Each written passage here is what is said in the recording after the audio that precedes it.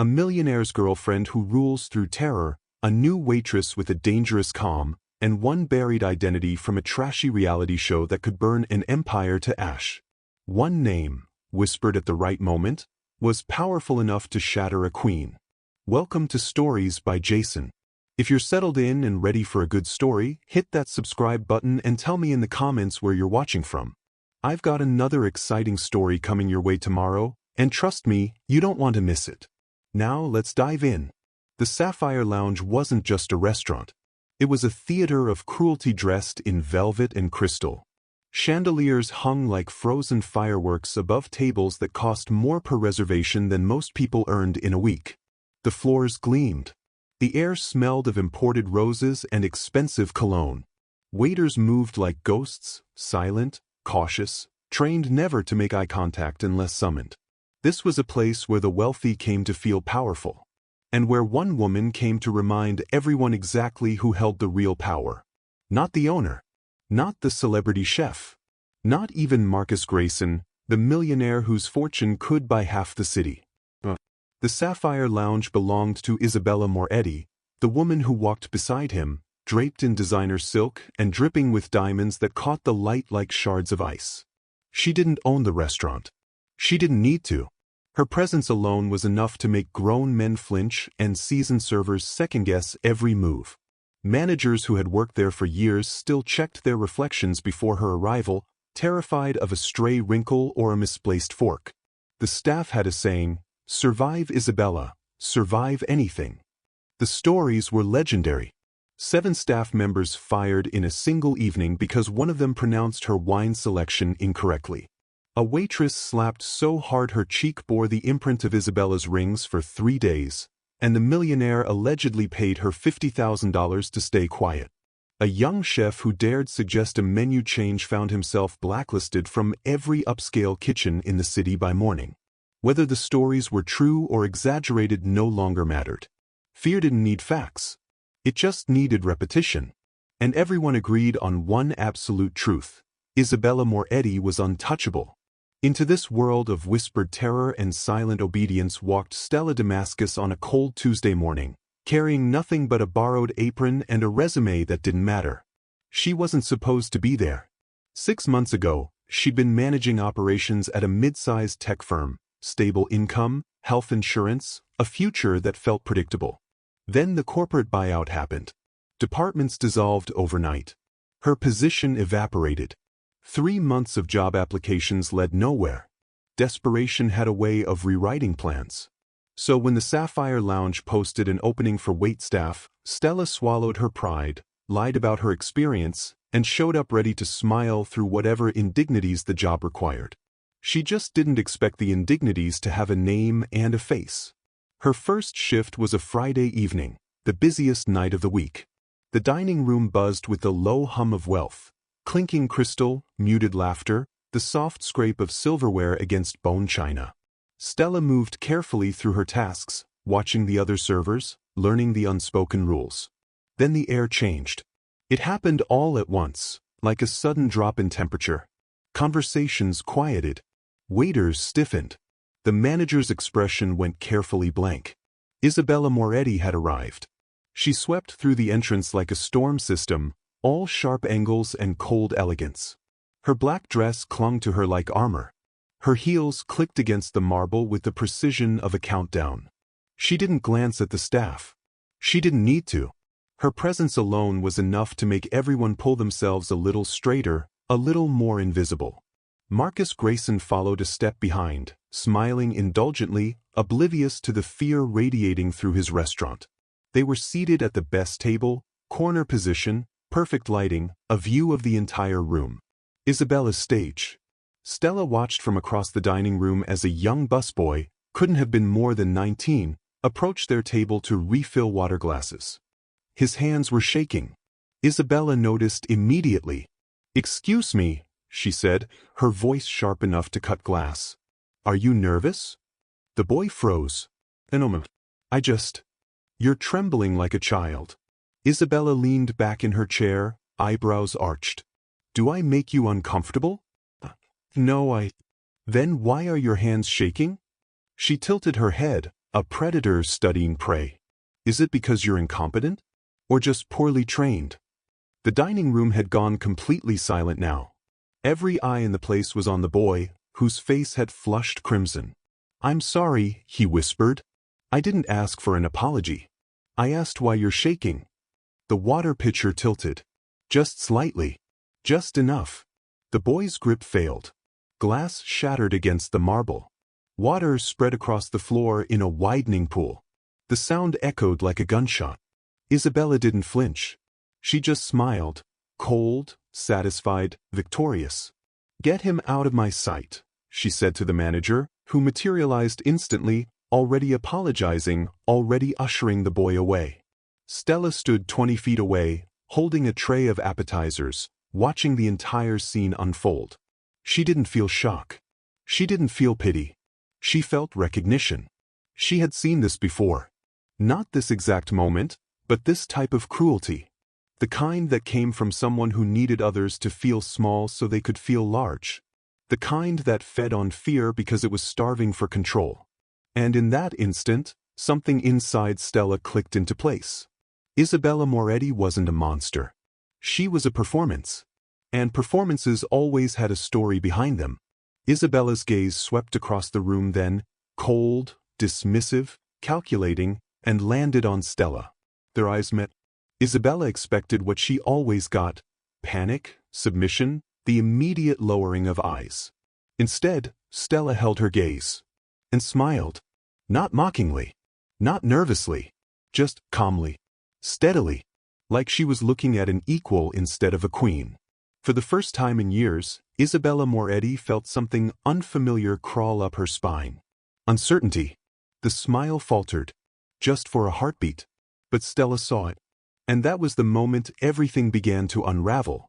Because sometimes the person everyone fears has spent so long pretending to be powerful that they've forgotten what it feels like when someone refuses to be afraid. The smile faltered. Just for a heartbeat. But Stella saw it. And that was the moment everything began to unravel. Over the next 2 weeks, Stella watched.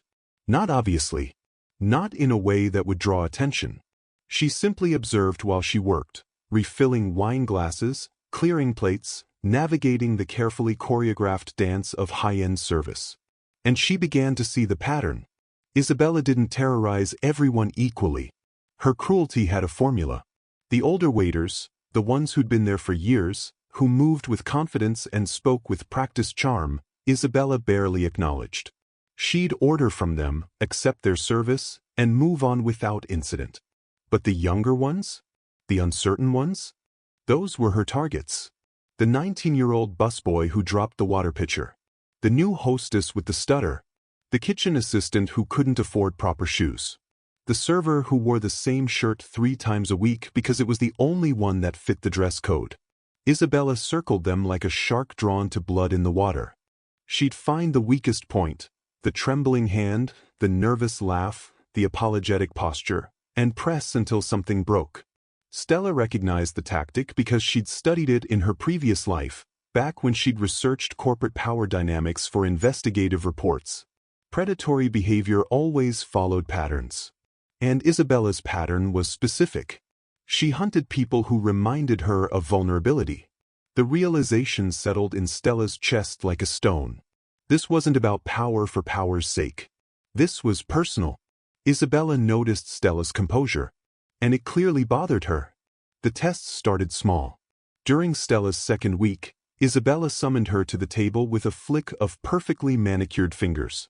"This champagne is warm," Isabella announced, loud enough for nearby tables to hear. She hadn't touched it. The glass still had condensation beating on the outside. Stella glanced at the bottle, still sitting in its ice bucket. "Would you like me to bring a fresh bottle, ma'am? I want you to explain how a restaurant of this caliber serves warm champagne." "I'll speak with the sommelier immediately." Stella's voice remained level, pleasant. "And of course, there's no charge for the bottle." Isabella's eyes narrowed. She'd expected defensiveness. An apology. Visible distress. Instead, Stella simply smiled, the same calm, unreadable smile from their first encounter, and walked away to handle the situation. The champagne was replaced. The temperature was perfect. Isabella said nothing. But the tests continued. A few days later, Isabella requested her steak be cooked medium rare. When it arrived, perfect pink center, professional sear, she cut into it, examined it, and declared it overcooked. "This is medium," she said flatly. "I specifically said medium rare." Stella didn't argue. "I apologize. I'll have the chef prepare another immediately. You should learn to communicate orders properly. This is the second time you've gotten something wrong at my table." It wasn't. Both orders had been perfect. They both knew it. "I'll make sure the next one meets your expectations," Stella said simply, and removed the plate. In the kitchen, the head chef took one look at the returned steak and muttered a string of curses. "It's perfect," he growled. "What the hell does she want?" "She wants me to panic," Stella said quietly. "Just make another one exactly the same." He did. Isabella ate it without complaint. The impossible requests came next. A salad, but with the dressing on the side, and could the vegetables be arranged clockwise by color? The bread basket needed to have exactly 3 pieces, no more, no less. Her water glass should never be more than 3/4 full because she didn't like reaching over a full glass. Each request was designed to humiliate, to create opportunities for failure. Stella fulfilled every single one without breaking stride. She arranged vegetables. She counted bread. She measured water levels with the precision of a chemist. And every time Isabella tried to catch her in a mistake, Stella met her gaze with that same infuriating calm. It was driving Isabella insane. The other staff noticed. They watched Stella navigate Isabella's minefield with a mixture of awe and terror. "She's either the bravest person I've ever met or the stupidest," whispered Marcus, one of the senior waiters, during a rare break in the chaos. "My money's on brave," said Elena, the sommelier. "Did you see her face when Isabella tried to claim that champagne was warm? She didn't even blink." "Yeah, and that's going to get her killed," Marcus muttered. "Nobody stands up to Isabella. Not if they want to keep their job." But the younger staff, the ones Isabella usually terrorized, had started to breathe a little easier when Stella was on the floor. As if her presence alone created a buffer zone. A safe space in the storm. One evening, after a particularly brutal shift, the manager pulled Stella aside. David Chen had been running the Sapphire Lounge for 8 years. He was good at his job, excellent at reading people, and deeply skilled at the art of survival. "Can I give you some advice?" he said quietly, glancing around to make sure they were alone. "Of course. You don't survive here by standing tall." His voice was kind but firm. "You survive by bending. By being invisible. By giving Isabella what she wants before she asks for it." Stella studied his face. She saw the exhaustion there. The weight of years spent bowing to someone else's cruelty. "I appreciate the advice," she said carefully. "But I don't think I'm built for bending." David's expression flickered between concern and something that might have been admiration. "Then you won't last long," he said finally. "And that would be a shame. You're good at this." He walked away before she could respond. The memory surfaced unexpectedly on a Wednesday afternoon. Stella was walking home from her shift, exhausted, when she passed a massive billboard advertising a luxury jewelry line. The model was elegant, poised, draped in diamonds that caught the afternoon light. The face was unmistakably Isabella Moretti. Stella stopped walking. Something about the image tugged at her memory. Not the polished version in front of her, something older, rougher. She stood there for a long moment, staring at the billboard, trying to grasp the thread of recognition that kept slipping away. Then it hit her. Not the full memory. Just a flash. A video clip. Years ago. Something viral. A woman melting down on camera, face flushed, voice cracking, mascara running. People in the comments section laughing. Mocking. Creating memes. Stella couldn't remember the details. Couldn't place the context. But she remembered the laughter. The cruelty of it. And she remembered thinking, briefly, about how the internet never forgot. Never forgave. She pulled out her phone and typed, "Reality show meltdown viral 2014. Dozens of clips appeared. She scrolled through them absently, not even sure what she was looking for. Then she stopped. Scroll back. So, the thumbnail showed a woman, younger, heavier, wearing cheap clothing and unflattering makeup. The caption read, Annabelle's Epic Breakdown, Heat Island Dating Show. Stella clicked play. The woman on screen was having a complete emotional collapse. Crying, shouting, humiliated by other contestants. The editing was cruel. The audience was laughing. Stella watched the entire 3-minute clip. Then she watched it again. And then she looked at the billboard across the street. It couldn't be. But the bone structure was the same. The eyes, even through the tears and bad makeup, were the same. Stella's journalist instincts kicked in like muscle memory. She saved the video, screenshot the frame with the clearest view of the woman's face, started searching for more information. Annabelle Doyle. Heat Island Dating Show. 2014. The name meant nothing to her now. But 10 years ago, it had been a punchline. And now that same woman sat at the best table in the Sapphire Lounge, wearing a different name and destroying people for sport. After that night, Stella began watching Isabella with new eyes. And once you started looking for cracks in a performance, they were everywhere. Isabella's accent, cultured, vaguely European, would occasionally slip, revealing something flatter, more American, more ordinary. Her reactions to certain situations seemed rehearsed, as if she'd practiced them in a mirror. The way she held her wine glass. The way she laughed at Marcus Grayson's jokes. Even the way she walked seemed calculated. And she avoided cameras. Boys. If a guest tried to take a photo, Isabella would turn away or excuse herself to the restroom. She attended events with Marcus, but only ones with controlled press. Professional photographers. Carefully curated images. No candid shots. No surprises. No risks. It was the behavior of someone hiding. Someone terrified of being recognized. Stella filed every observation away like evidence. She didn't have a plan yet. Didn't know what she intended to do with the information. But she understood something fundamental now. Isabella Moretti wasn't a monster. She was a woman running from a past that had humiliated her so completely, she'd rebuilt herself from scratch.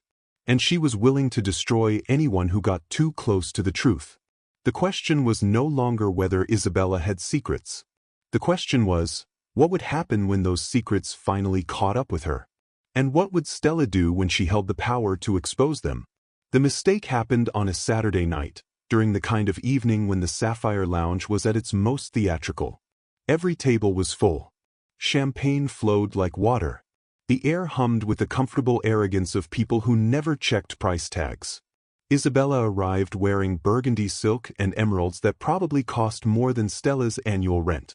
She was in fine form, back straight, chin high, eyes scanning the room like a general surveying her troops. Stella was assigned to her section. David had stopped trying to rotate the assignments after Isabella began specifically requesting Stella's tables. Everyone knew why. Isabella was still testing. Still waiting for Stella to crack. "Good evening, Ms. Moretti," Stella said smoothly, placing the wine menu on the table. "Can I start you with anything to drink?" Isabella didn't look up. "The usual. And tell the sommelier I want the Chateau Margaux tonight. The 2010. Excellent choice." Obviously. Isabella finally raised her eyes. "Oh, and I'll need recommendations for Marcus. He has no palate. Suggest something that won't embarrass him." Marcus Grayson, sitting beside her, chuckled indulgently. "She's not wrong." Stella smiled. "Of course. I'll have Elena come by with options." As she turned to leave, Isabella called after her. "And Stella? Make sure the bottle is properly decanted. Last time the sommelier rushed it. I could taste the difference. I'll make sure it's perfect." 20 minutes later, Elena brought the wine, a bottle that cost more than Stella made in 2 weeks, and decanted it with the precision of a surgeon. Isabella watched with her usual critical eye, then took the first sip. She nodded. Acceptable. The evening continued. Courses arrived and departed. Isabella held court, dropping names and brand references like breadcrumbs meant to remind everyone of her status. Then it happened. Marcus mentioned considering a new watch, and Isabella waved her hand dismissively. "Darling, if you're going to spend that much, at least get a proper Vacheron Constantin. Not one of those nouveau riche Rolexes." Except she pronounced it wrong. Vacheron. Not the correct French pronunciation, Vacheron, that anyone who actually owned one would know. It was a tiny slip, a single mispronounced syllable. But Stella, standing 3 feet away while clearing the adjacent table, heard it clearly. And so did Elena, who was refilling water glasses nearby. Their eyes met for a fraction of a second. Isabella continued talking, oblivious. Marcus nodded along, equally unaware. But the crack had appeared, and Stella couldn't unsee it. That night, Stella sat cross-legged on her apartment floor, laptop open, surrounded by empty coffee mugs and the glow of too many browser tabs. She'd already found the reality show clip, already identified Annabelle Doyle. But now she was digging deeper. She started with social media. Instagram. Isabella Moretti's account went back exactly 9 years. The first post was a carefully curated shot of her at a gallery opening, already polished, already perfect. No awkward early posts. No evidence of a life before. Facebook, same story. Profile created in 2016. No college photos. No teenage throwbacks. No digital footprint of a past. LinkedIn, listed as art consultant, with vague employment history starting in 2015. Nothing before that. It was too clean. Too curated. Stella pulled up the reality show footage again. Watched it for the dozenth time. Annabelle Doyle. 2014. Heat Island dating show. The woman on screen was falling apart, humiliated by her fellow contestants, mocked for her weight, her clothes, her desperation to be liked. The editing was vicious. Every unflattering angle. Every tearful outburst. Every moment of vulnerability weaponized for entertainment. The comments section was a graveyard of cruelty. "She's so desperate. Oh, this is painful to watch. Why did they even cast her?" Annabelle's meltdown is peak cringe. The video had millions of views. Annabelle Doyle had become a meme. A punchline. A cautionary tale about what happened when regular people tried to play in a world designed for the beautiful. Stella paused the video on a close-up of Annabelle's face. Then she opened a new tab and pulled up a recent photo of Isabella Moretti from a charity gala. She placed the images side by side. The bone structure was identical. The eyes, even through the tears and the years, were unmistakably the same. The small scar above the left eyebrow, barely visible but present in both images. But everything else had changed. The nose was different. Subtly refined. Probably rhinoplasty. The jawline was sharper. Weight loss, maybe fillers. The hair, the clothes, the posture, the expression, all of it rebuilt from the ground up. This wasn't just a transformation. It was a complete reinvention. Stella leaned back, her mind racing. How do you erase yourself that completely? The next 3 nights disappeared into research. Stella had once been good at this, finding information people wanted buried. It had been her job, her skill, and the instincts came rushing back now. She found the name change documents first, buried in public records from Los Angeles County. 2015, Annabelle Marie Doyle legally became Isabella Marie Moretti. Reason listed, personal preference. Then she found the deleted social media accounts, preserved in screenshots on gossip forums and Reddit threads.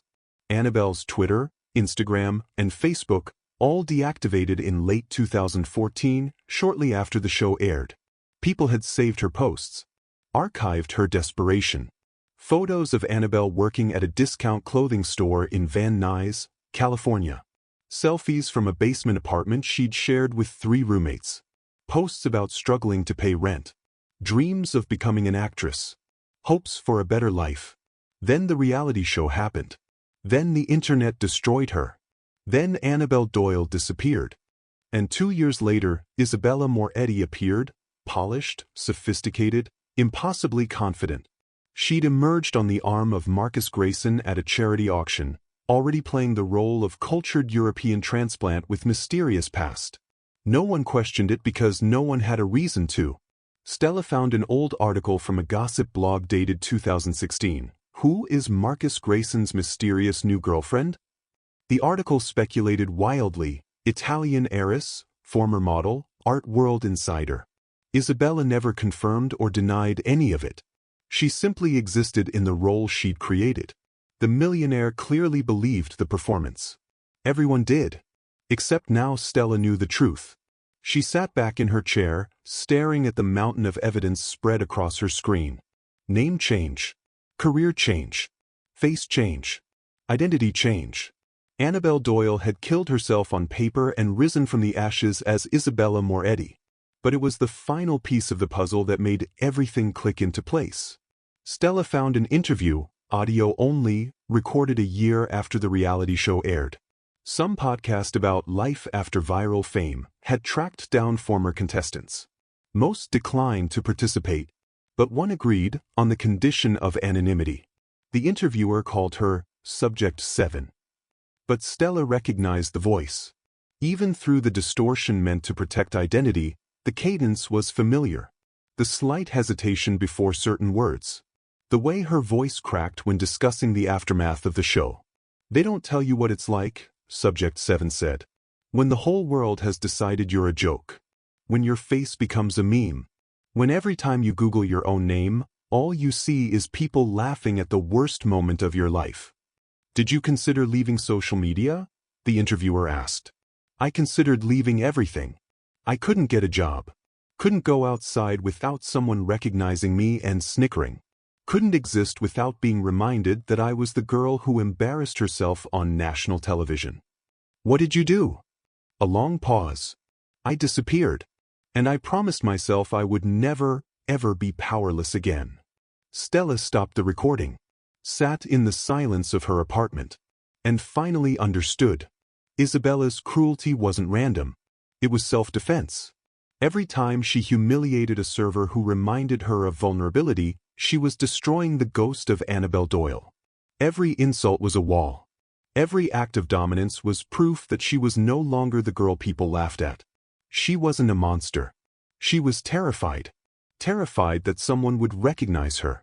That the mask would slip. That she'd wake up one morning back in that basement apartment, powerless and mocked. So she struck first. She made everyone else feel small so she could feel invincible. It was cruel. It was strategic. And it was born from a wound that had never healed. Stella closed her laptop. The evidence was irrefutable. Overwhelming. Devastating. She now held the power to destroy Isabella Moretti completely. One name. One video. One conversation with Marcus Grayson. That's all it would take. The question was, what would Stella do with that power? Because sometimes the most dangerous thing you can discover about someone isn't that they're cruel. It's understanding exactly why they became that way. And knowing that with a single word, you could return them to the nightmare they've spent years running from. Friday nights at the Sapphire Lounge were legendary. Every table booked weeks in advance. Every seat filled with the kind of people who measured their worth in zeros and their power in influence. The dining room buzzed with energy, deals being made over Dover's soul, affairs being negotiated over champagne, empires being discussed between courses. It was also Isabella's favorite night to perform. She arrived at 8:30 sharp, draped in black Valentino and dripping with diamonds that caught the light like tiny explosions. Marcus followed behind her, already on his phone, already distracted by whatever crisis demanded his attention. The usual table. The usual entrance. The usual hush that followed her across the room. Stella watched from her station near the bar, coffee pot in hand, expression neutral. David had tried to reassign the section. Give yourself a break, he'd said quietly. Let Marcus handle her tonight. But Stella had declined. I'll be fine. Because she knew something David didn't. Tonight was the night everything would change. Isabella settled into her chair with the practiced grace of someone who'd performed this routine 1,000 times. She smoothed her dress, adjusted her necklace, scanned the room to see who was watching. Everyone, of course. Stella approached the table with menus and the wine list. Good evening, Ms. Moretti. Mr. Grayson. Marcus glanced up from his phone long enough to nod. Evening, Stella. Isabella didn't acknowledge her. Instead, she waved her hand dismissively at the wine list. I'll have the Chateau Lafite Rothschild. The 2005. Stella wrote it down. Excellent choice. Is it? Isabella's eyes snapped up, sharp and cold. Or are you just saying that because you think it's what I want to hear? The nearby tables went quiet. Just slightly. Just enough to signal that people were listening. Stella met her gaze steadily. It's an excellent vintage. One of the best years for Bordeaux in the past 2 decades. Isabella leaned back in her chair, studying Stella like a specimen under glass. And would you know that from experience? Or did you just read it off a card in the back? Marcus looked up, uncomfortable. Bella, come on. I'm just asking a question, darling. Isabella's smile was poisonous. I want to make sure we're getting proper service. Not just someone reciting lines they were told to memorize. Stella's expression didn't change. I'll bring your wine right away. She turned to leave. Actually, Isabella's voice stopped her cold. I've changed my mind. Bring me the Screaming Eagle Cabernet instead. The 2012. Stella turned back. Of course. You do know which one that is, don't you? Yes, ma'am. But, because last time I ordered it, the sommelier brought me the wrong year. I'd hate for that to happen again. There had been no last time. They both knew it. But Stella simply nodded and walked away. 20 minutes later, she returned with the bottle. The Screaming Eagle Cabernet Sauvignon 2012, one of the most expensive wines in the restaurant's collection. Over $3,000. The kind of wine that required careful handling and perfect presentation. Elena had decanted it herself. The color was perfect. The aroma was exquisite. Stella placed the bottle on the table for Isabella's inspection. Isabella barely glanced at it. Pour. Stella poured a small amount into Isabella's glass for tasting. Isabella swirled it, sniffed it, took the smallest sip. Then she set the glass down with theatrical precision. This isn't what I ordered. The entire section of the dining room went silent. Stella kept her voice level. I'm sorry, could you clarify? This is not the 2012. Isabella's voice carried across the room, sharp as a blade. This is clearly a different vintage. Did you think I wouldn't notice? Elena appeared at Stella's elbow immediately, her face pale. Ms. Moretti, I assure you, that's the 2012. Are you calling me a liar? Isabella's eyes flashed dangerously. No, of course not, I just... Then explain to me why this wine tastes nothing like what I ordered. Marcus set down his phone, clearly embarrassed. Bella, I'm sure it's fine. You wouldn't know fine wine from grape juice, darling. Isabella's attention snapped back to Stella. Honestly, this is exactly the kind of incompetence I've come to expect. You clearly have no idea what you're doing. Did they hire you from a village market? Or are you just completely incapable of following simple instructions? The words hung in the air like smoke. Every eye in the restaurant was on them now. Waiters frozen mid-step. Diners watching over their menus. The entire room holding its collective breath. This was the moment Isabella lived for. The public humiliation. The demonstration of power. The reminder of who ruled this space. Stella stood completely still for 3 long seconds. Then she smiled. Not the professional smile she'd worn for weeks. Not the careful, neutral expression of a good server. This smile was something else entirely. Funny, Stella said, her voice quiet but perfectly audible in the silent room. You used to drink this brand a lot on Heat Island dating show. She paused, met Isabella's eyes, and delivered the killing blow.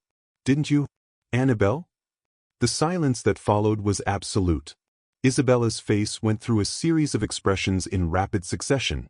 Confusion, recognition, shock, and then pure, undiluted terror. The color drained from her skin.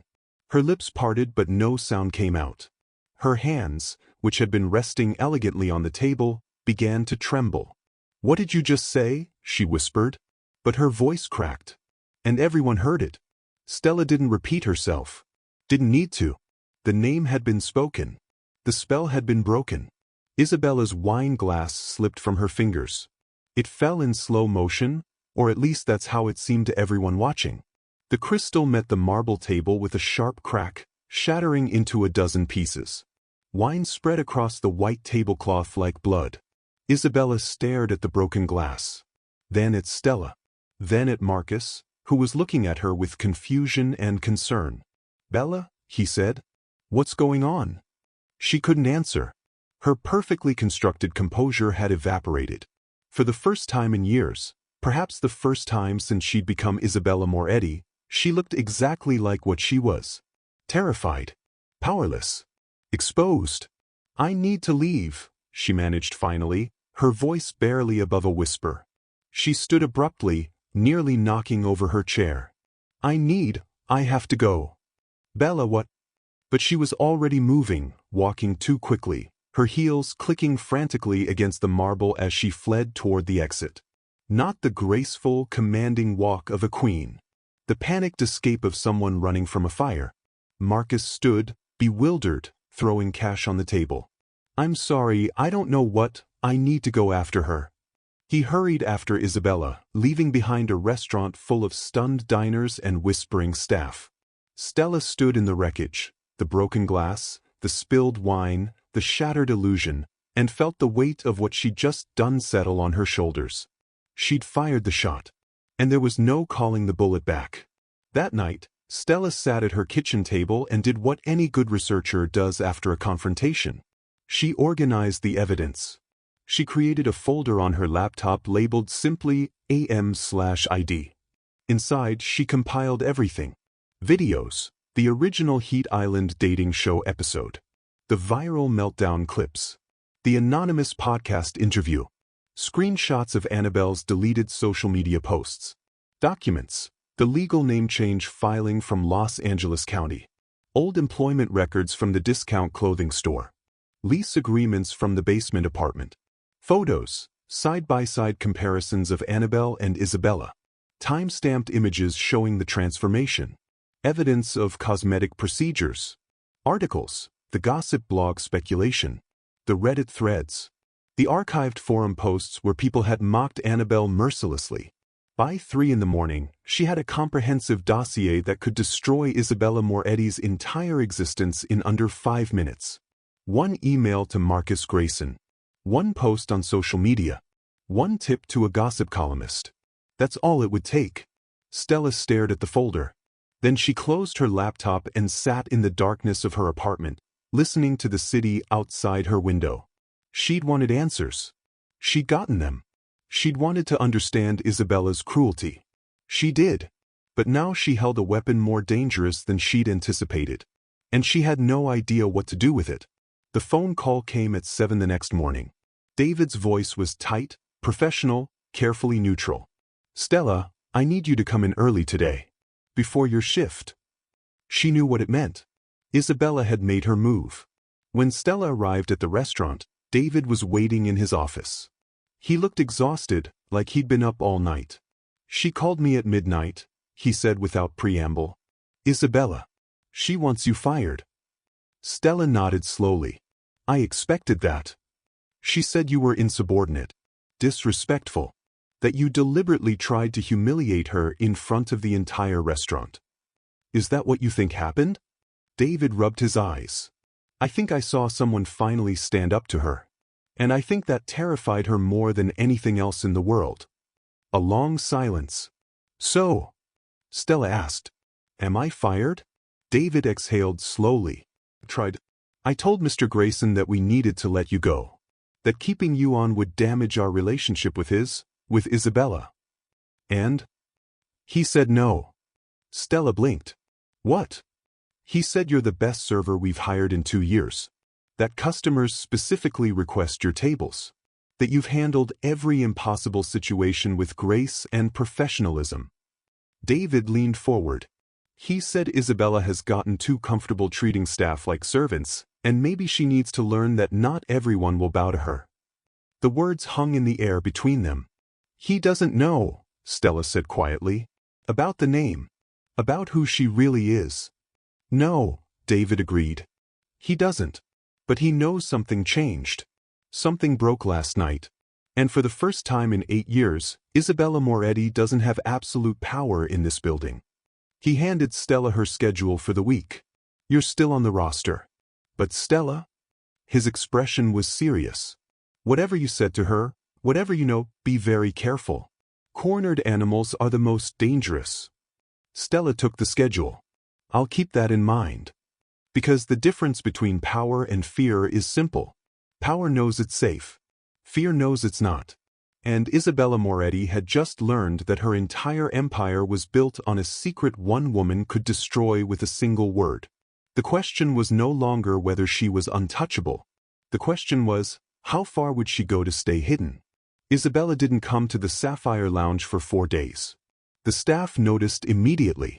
Her absence was like a storm that had suddenly blown itself out, leaving behind a strange, uncertain calm. On the 5th day, she returned. Stella was refilling water glasses when the hostess's voice came through her earpiece. She's here. The dining room didn't go silent this time. There was no dramatic hush, no collective holding of breath. People glanced up, noted her arrival, and went back to their conversations. Something had shifted.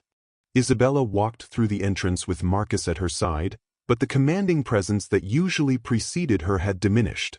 She wore a simple navy dress, still expensive, still elegant, but subdued. Her hair was pulled back. Her jewelry was minimal. She looked smaller somehow. Human. Stella watched from across the room as David personally escorted them to their usual table. Isabella's eyes swept the dining room with what looked like trepidation rather than dominance. Then she saw Stella. Their eyes met across the crowded restaurant. Isabella's face went pale. Her step faltered almost imperceptibly.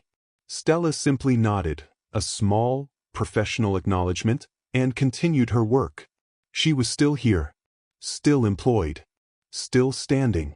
And Isabella understood immediately what that meant. The millionaire had chosen Stella over her demands. For the first time in years, Isabella Moretti's word was not absolute law. The evening proceeded with surreal normalcy. Marcus ordered as usual. Isabella asked for the catch of the day, her voice quiet, almost hesitant. When their assigned server brought the wine list, Isabella waved it away. Just water tonight, she said softly. No complaints. No impossible requests. No theatrical displays of power. She sat through the entire meal in near silence while Marcus talked animatedly about a business deal, occasionally touching her hand with concern. You've been quiet lately, he said gently. Is everything all right? Fine, Isabella replied, managing a smile that didn't quite reach her eyes. Just tired. Stella watched from a distance, refilling glasses at nearby tables, never approaching their table directly but always aware of Isabella's presence. Near the end of the evening, as Marcus excused himself to take a phone call, Isabella's carefully maintained composure cracked. She caught Stella's eye and made a small gesture, not imperious, not demanding. Almost pleading. Stella hesitated, then approached the table. Can I get you anything, Ms. Moretti? Isabella's hands were trembling slightly. She clasped them together on the table, knuckles white. I need to speak with you. Her voice was barely above a whisper. Privately. Please. The word, please, sounded foreign in her mouth. Like a language she'd forgotten how to speak. Stella glanced around. The dining room was winding down. Marcus was still on his call near the entrance. There's a private room in the back, Stella said quietly. For staff meetings. It's empty right now. Isabella nodded and stood, her movements uncertain. She followed Stella through the kitchen, past the surprised stares of cooks and dishwashers who'd never seen her look anything but invincible, into a small, windowless room furnished with a table and a few chairs. The door closed behind them. For a long moment, neither woman spoke. Isabella stood with her arms wrapped around herself, looking smaller than Stella had ever seen her. The armor of designer clothing and perfect makeup couldn't hide what was underneath anymore. She was just a woman. Terrified. Exposed. You're wondering why I haven't fired you, Isabella said finally, her voice shaking. Why you're still here. I know why, Stella replied calmly. Marcus overruled you. Isabella flinched at the words. That's never happened before. I know. Another silence. Heavier this time. Then Isabella's composure shattered completely. "What do you want from me?" The words came out in a rush, desperate and raw. "Money? I can pay you. Whatever you want. Name your price." Her eyes were glassy with unshed tears. "Just please don't. I can't go back to being her. I can't." Stella studied the woman in front of her. The woman who'd terrorized staff for years. The woman who'd built an empire on fear and cruelty. The woman who was really just Annabelle Doyle, still running from the worst day of her life. "I don't want your money," Stella said quietly. "Then what? What do I have to do?" Isabella's voice cracked. "Do you want me to leave? To disappear? I'll go. I'll end things with Marcus. I'll move to another city. Just tell me what you want. I want you to stop hurting people." The words hung in the air between them. Isabella stared at her, confused. "What?" "That's all," Stella said simply. "Stop humiliating servers who remind you of who you used to be. Stop destroying people just to prove you're not powerless anymore. Just stop. That's it." Isabella's voice was disbelieving. "You're not going to expose me? Tell Marcus? Sell the story to the tabloids?" "No." "Why not?" The question came out almost angry. "You have all the power now. You could destroy everything I've built. Why wouldn't you?" Stella considered the question carefully. "Because I understand why you did it," she said finally. "I saw what they did to you. I saw the comments, the memes, the cruelty. I understand why you wanted to become someone else." Isabella's face crumpled. A tear slid down her cheek, smudging her perfect makeup. "But that doesn't give you the right to do the same thing to others," Stella continued, her voice gentle but firm. "You've spent 10 years making people feel the way the internet made you feel. Worthless. Afraid." "I didn't mean to," Isabella's voice broke. Every time I saw someone weak, someone vulnerable, I saw her. Annabelle. That pathetic girl who let everyone mock her. And I couldn't. I had to make sure everyone knew I wasn't her anymore." "But you are her," Stella said quietly. "You're still Annabelle Doyle. You've just been pretending so hard that you forgot she was a human being. Someone who deserved kindness. Someone who was humiliated and hurt through no fault of her own." Isabella sank into one of the chairs, her head in her hands. "I can't undo what I've done," she whispered. "I've hurt so many people." "No, you can't undo it," Stella agreed. "But you can stop doing it. You can choose to be different from today forward." Isabella looked up, mascara streaking her face. "And you'll keep my secret?" "I was never planning to expose you," Stella said. "I just needed you to know that someone knew. That the mask wasn't as secure as you thought. That cruelty has consequences." She moved toward the door, then paused. "You spent 10 years building a fortress to protect yourself from being humiliated again," Stella said. "But you built it out of other people's pain. That's not protection. That's just becoming the thing you were running from." She opened the door and stepped out, leaving Isabella alone in the small room with the ruins of her carefully constructed identity scattered around her. The change wasn't immediate, but it was undeniable. Over the following weeks, Isabella's visits to the Sapphire Lounge became less frequent. When she did come, she was quiet, reserved. She said, "Please," and "Thank you." She didn't make scenes. The young busboy she'd once reduced to tears brought her water one evening, his hands steady, and she looked up at him with something that might have been remorse. "Thank you," she said softly. He blinked, surprised, and hurried away. The staff began to breathe easier. The atmosphere of fear that had permeated the restaurant for years gradually dissipated. Servers stopped flinching when she entered. The whispered warnings became unnecessary. Marcus noticed the change. "You've been different lately," he said to Isabella one evening over dinner. Stella, serving their table, heard the gentle concern in his voice. "Quieter. Are you happy?" Isabella's expression was complicated, sad, uncertain, but perhaps more honest than it had been in years. "I'm trying to figure out who I am," she said quietly. "I think I forgot somewhere along the way." Marcus squeezed her hand, clearly confused but supportive. "Well, whoever you are, I'm here." He meant it kindly. He had no idea the weight those words carried.